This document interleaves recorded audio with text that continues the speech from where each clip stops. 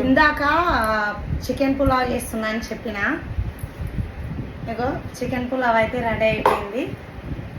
వేడి వేడిగా ఉంది, ఇప్పుడే తీసుకొచ్చిన చూడండి.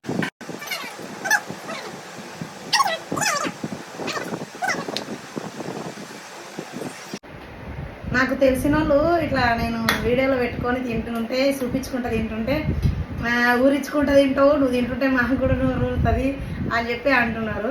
సేమ్ నాకు కూడా అంతే, ఎవరికైనా అంతే, ఇప్పుడు చూసినా ఎవరికైనా నోరు ఊరుతుంది. ఇప్పుడైతే వేడివేడి ఉంది, టేస్ట్ చెప్తా.